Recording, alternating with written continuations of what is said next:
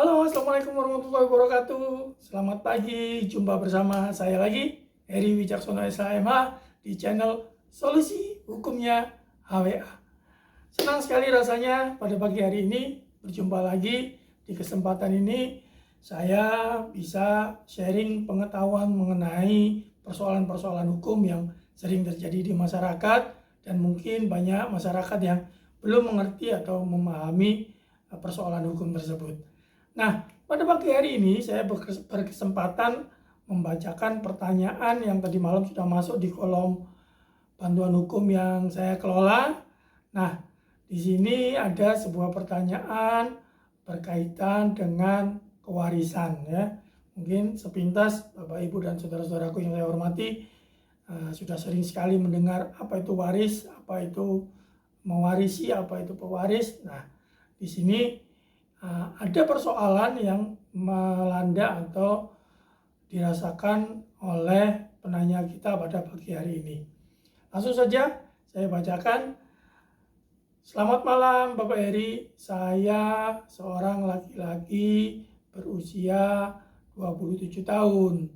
Nah, saya 3 bersaudara di dalam keluarga saya, di mana pada permasalahan pagi hari ini yang akan saya tanyakan adalah saya dan 3 bersaudara saya sekarang sudah tidak memiliki orang tua, alias bapak saya dan ibu saya sudah almarhum. Nah, sepeninggalan bapak dan ibu saya, kami mendapat harta dari peninggalan kedua orang tua saya, yaitu sebidang tanah dan bangunan yang sudah berupa sertifikat. Nah, di sini saya mau menanyakan bagaimana tentang pembagian warisnya harta yang ditinggalkan dari kedua orang tua saya kepada kami bertiga bersaudara ini. Dan pertanyaan yang kedua, selain dari kami bertiga, apakah ada ahli waris yang lain yang berhak mewarisi harta peninggalan kedua orang tua saya tersebut? Nah, itu pertanyaannya. Nah, Bapak Ibu, saudara-saudaraku sekalian, kelihatannya ini ya, sederhana. Tapi masalah kewarisan adalah masalah yang cukup rumit. Jadi Bapak dan Ibu serta saudara-saudaraku sekalian harus memahami dulu apa sih yang disebut sebagai seorang ahli waris. Ya, kan begitu. Nah, dalam hal ini seorang yang disebut ahli waris bila dinyatakan atau ditunjuk dengan resmi sesuai dengan hukum yang digunakan pada pembagian hak waris. Nah, kembali lagi kita merujuk kepada hukum yang digunakan. Nah, sayangnya penanya kita pada pagi hari ini tidak menyebutkan beliau ini beragama apa, kan begitu. Karena kalau kita bicara mengenai masalah waris, tentunya ada beberapa hukum yang biasa digunakan, yaitu antara lain hukum yang berlaku di Indonesia, ada hukum Islam, ya, kemudian hukum perdata sesuai dengan kitab hukum perdata kita, dan kemudian ada hukum adat. Nah, jadi ada 3 hukum yang mengatur mengenai kewarisan tersebut. Nah, oke, tidak apa-apa. Meskipun penanya kita tidak memberitahukan beragama apa, saya akan mencoba menjabarkan kewarisan dari sudut pandang agama Islam dan dari sudut pandang hukum perdata yang berlaku di Indonesia. Ya, ada 3 syarat bagi orang yang akan ditunjuk sebagai ahli waris. Ya, ini yang Bapak Ibu harus ketahui terlebih dahulu. Syarat yang pertama ya, orang yang menjadi pewaris atau mewariskan harta harus sudah meninggal terlebih dahulu. Nah ya, syarat pertama ini pewarisnya harus sudah meninggal terlebih dahulu. Nah, dari pertanyaan penanya sudah jelas bahwa bapak ibunya sudah meninggal. Ya. Kemudian ada syarat yang kedua yang bapak dan ibu harus ketahui juga.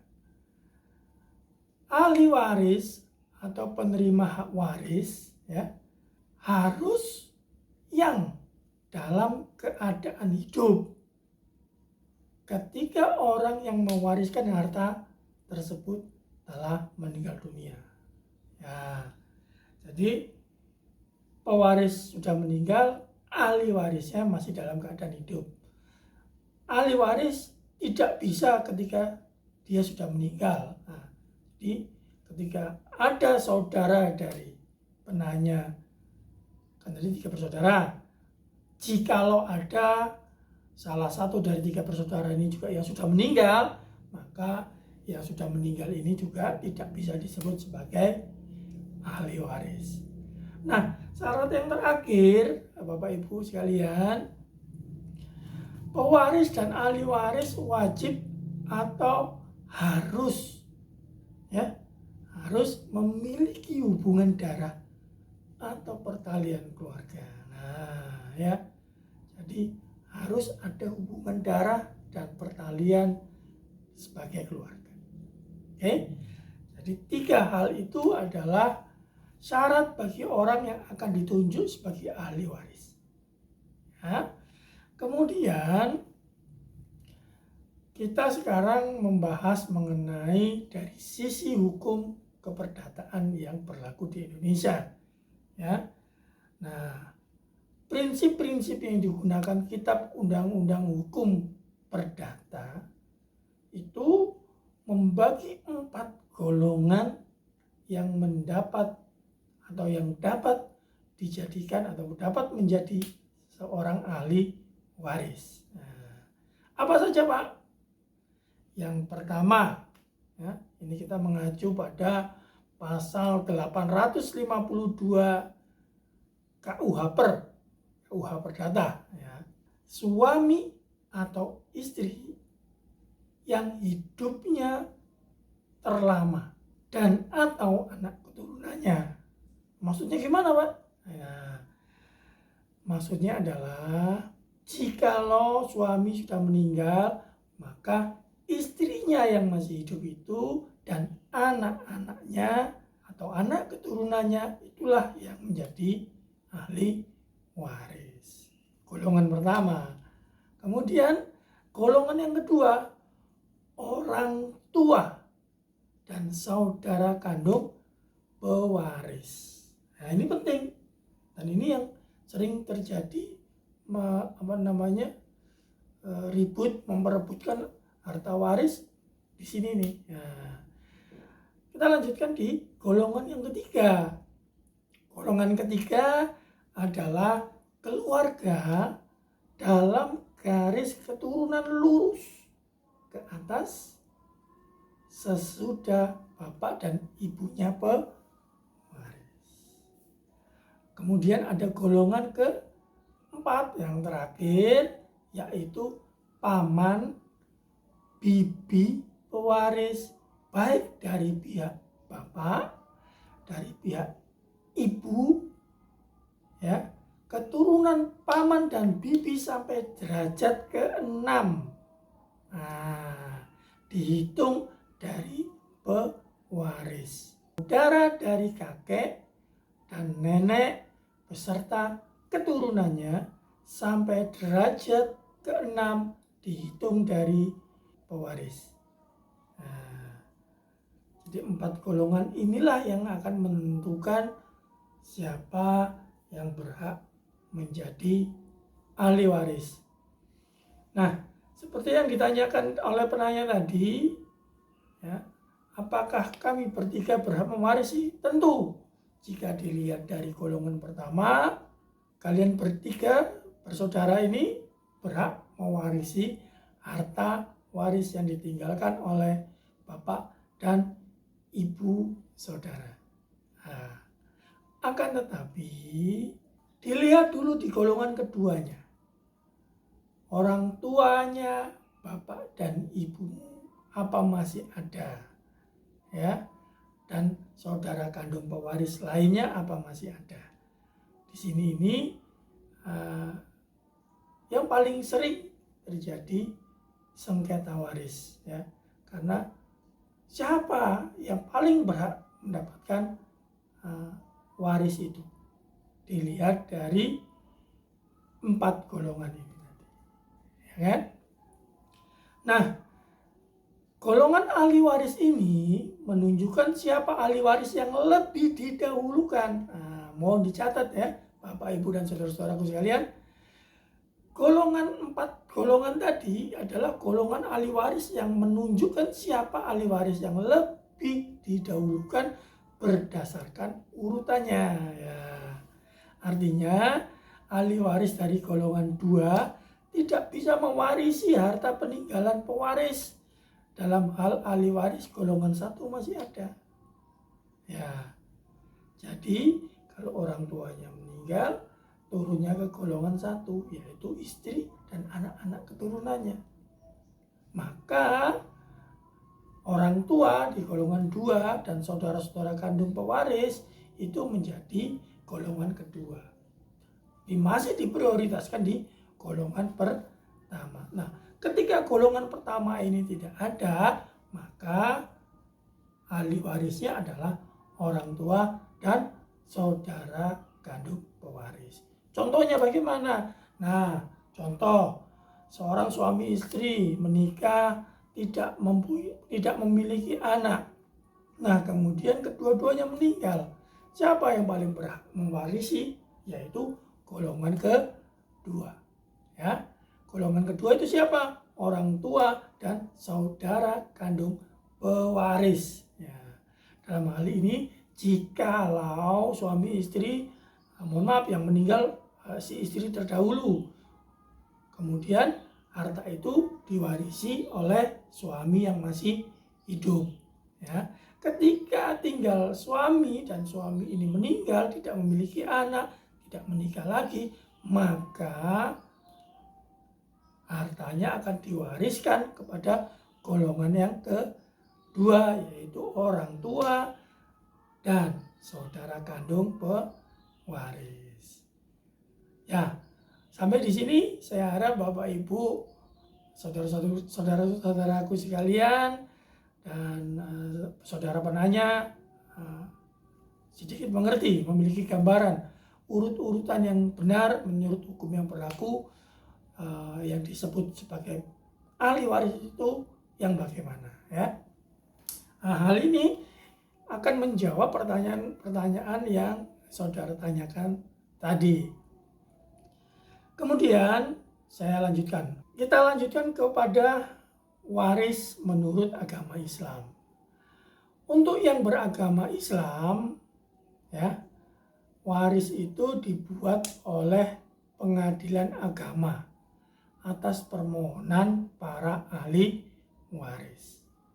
Ya, jadi khusus yang beragama Islam untuk menetapkan siapa ahli waris, maka harus mengajukan permohonan para ahli waris ke pengadilan agama setempat. Ya. Kemudian dasar hukumnya apa? Dasar hukumnya adalah pasal 49 huruf B Undang-Undang Nomor 3 Tahun 2006 tentang perubahan atas Undang-Undang Nomor 7 Tahun 1989 tentang peradilan agama, ya. Nah, penetapan ahli waris yang beragama selain Islam itu dimintakan di pengadilan negeri, ya. Pada pasal 833 KUH Perdata itu disebutkan, ya, ahli waris itu secara otomatis. 2 pertanyaan tadi mungkin sudah terjawab, ya. Jadi saudaraku yang bertanya, apakah orang tua masih hidup, nah karena ini kalian adalah golongan pertama, maka waris ini akan turun ke saudara penanya dan saudara-saudara kandungnya yang lain. Terima kasih telah mengikuti atau menonton video yang saya share pada pagi hari ini.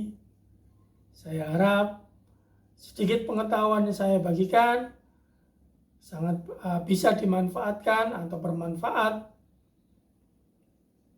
Apabila Bapak dan Ibu masih bingung dan ada yang ingin ditanyakan, saya persilakan seperti biasa kirim email surat di bawah ini. Nah, sebutkan identitas lengkap Bapak dan Ibu, ceritakan kronologis permasalahan yang akan ditanyakan. Nanti saya akan membalas dengan menjawab pertanyaan yang diajukan oleh Bapak dan Ibu. Sekali lagi, saya mohon dukungannya kepada pemirsa yang baru menemukan channel Solusi Hukumnya HWA. Saya mohon bantuannya supaya channel ini bisa terus berkembang. Tinggalkan komen, berikan like jika Anda suka dan bermanfaat, dan subscribe. Hitamkan loncengnya supaya Bapak dan Ibu, saudara-saudaraku sekalian tidak tertinggal video terupdate yang saya share. Saya akhiri sharing pengetahuan hukum pada pagi hari ini. Kita jumpa lagi di video yang akan datang, tentunya dengan persoalan yang berbeda dan insya Allah bermanfaat bagi masyarakat pada umumnya. Terima kasih. Assalamualaikum warahmatullahi wabarakatuh.